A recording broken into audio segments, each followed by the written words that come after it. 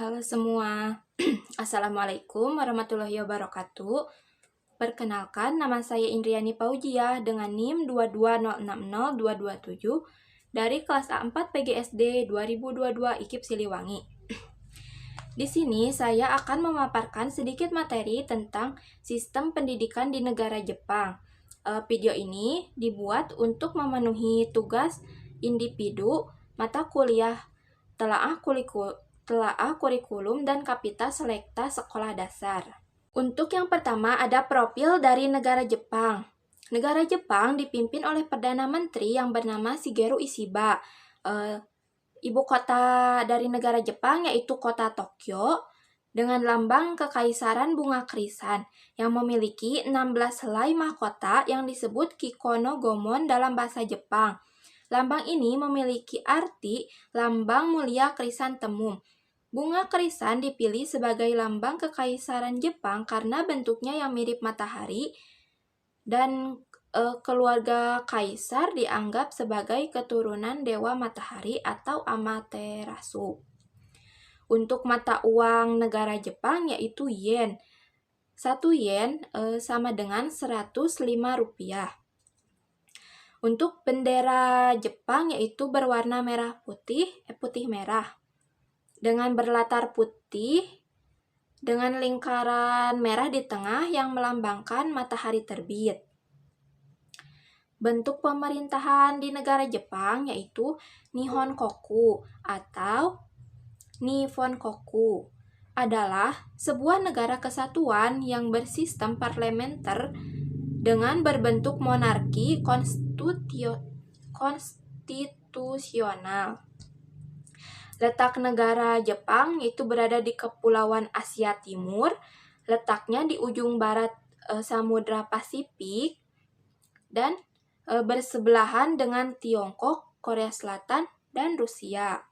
Selanjutnya, sistem pendidikan di negara Jepang. Pendidikan wajib di negara Jepang yaitu selama 9 tahun.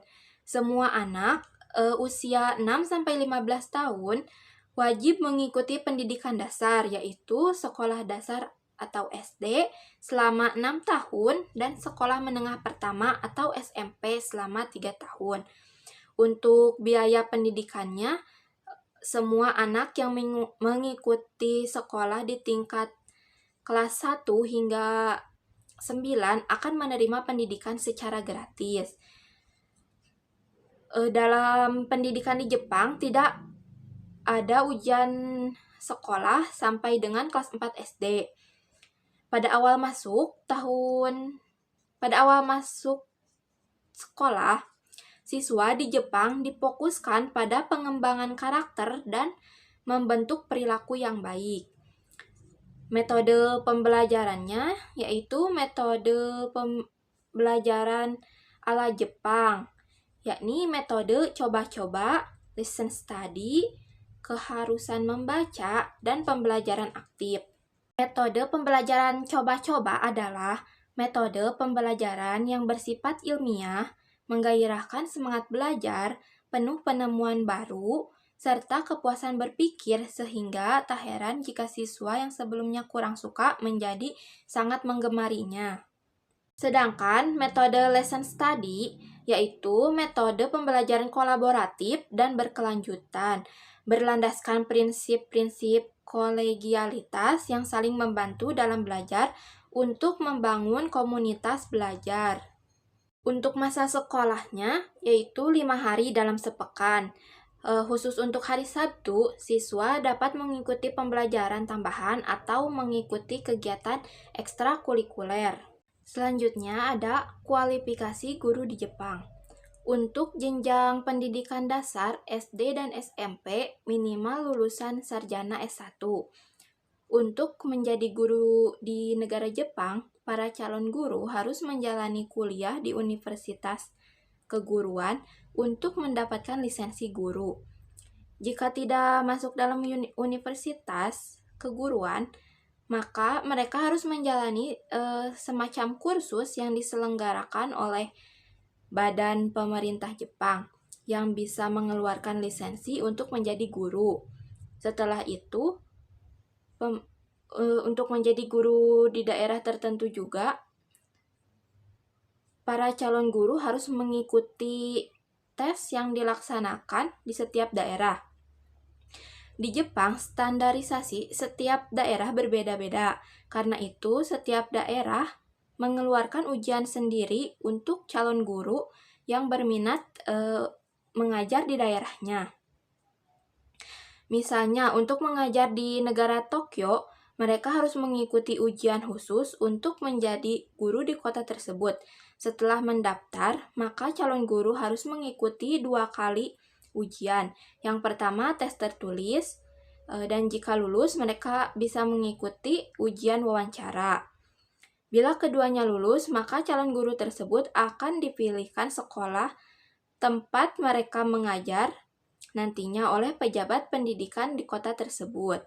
Untuk gaji guru di negara Jepang yaitu sebesar 156.500 yen sampai 512.100 yen, yaitu sekitar 18 juta hingga 60 juta per bulannya untuk guru SD dan SMP.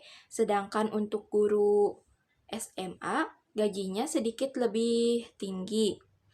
Untuk grade yang menggambarkan periode kerja seorang guru muda akan memperoleh gaji sebesar 156.500 yen per bulannya yang setara dengan 18 juta. Guru di Jepang juga ada PNS dan P3K. Peran guru di negara Jepang yaitu sebagai fasilitator. Ada 3 prinsip mengajar guru-guru di Jepang, yaitu Tanoshi Gujyo, yaitu kelas harus menyenangkan. Yang kedua, Wakaruko, anak harus mengerti. Dan yang ketiga, Dekiruko, anak harus bisa.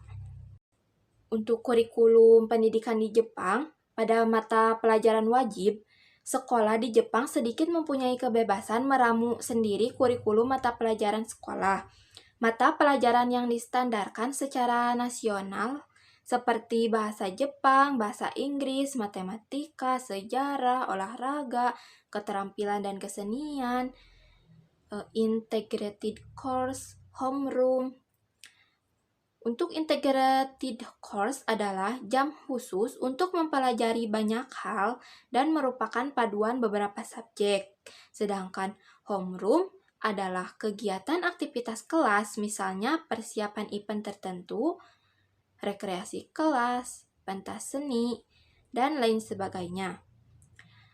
Kurikulum di negara Jepang ditentukan oleh Menteri Pendidikan yang kemudian dikembangkan oleh Dewan Pendidikan Distrik dan Kota Praja dan diubah setiap 10 tahun sekali. Untuk total anggaran yang diberikan pemerintah untuk pendidikan di Jepang yaitu sebesar 31,6% dari total anggaran belanja negara. Adapun kelebihan pendidikan di negara Jepang, yang pertama yaitu pendidikan tentang etika dan moral lebih diutamakan di negara Jepang daripada ilmu pengetahuan. Yang kedua, kurikulum sekolah memiliki jumlah bidang studi yang lebih terbatas dibandingkan dengan mata pelajaran yang diajarkan di Indonesia. Hal ini memungkinkan siswa untuk lebih fokus pada mata pelajaran yang mereka minati. Yang ketiga, kampus dan sekolah memulai tahun ajaran baru pada musim semi, saat mekarnya bunga sakura. Yang keempat, tidak ada office boy. Siswa sendiri yang mengerjakan kebersihan kelas dan sekolah. Yang kelima, tingkat kehadiran siswa di sekolah Jepang adalah 99%. Jadi, siswa yang tidak hadir hanya 1%. Yang keenam, pendidikan tentang seni sangat diterapkan pada siswa di negara Jepang agar mereka mencintai budaya tradisional negara sendiri. Yang ketujuh, sangat jarang siswa yang tidak naik kelas. Yang kedelapan, menciptakan kenyamanan dan kedekatan antara siswa dengan guru. Dan yang kesembilan, tidak terdapat kesenjangan sosial antara siswa kaya dan siswa miskin. Selain kelebihan, pasti juga akan ada kekurangan. Kekurangan pendidikan di negara Jepang yaitu yang pertama, kurangnya persaingan antar penyedia edukasi. Yang kedua, perang ujian masuk. Yang ketiga, resiko pengantaran edukasi nasional. Yang keempat, sistem pendidikan Jepang menolak adanya perbedaan. Yang kelima, kontradiksi sistem pendidikan kementerian. Yang keenam, sistem edukasi mengganggu kebebasan edukasi dan berpikir.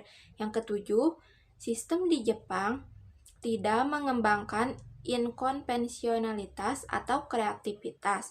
Dan yang kedelapan, diskriminasi sosial baru di bidang pendidikan. Ada juga besar anggaran dari pemerintah Jepang untuk pendidikan di Jepang. Pemerintah memberikan anggaran biaya pendidikan yang cukup tinggi, yaitu sekitar 31,6% dari total anggaran belanja. Sekian materi yang dapat saya sampaikan. Mohon maaf bila ada kesalahan. Wassalamualaikum warahmatullahi wabarakatuh. Terima kasih.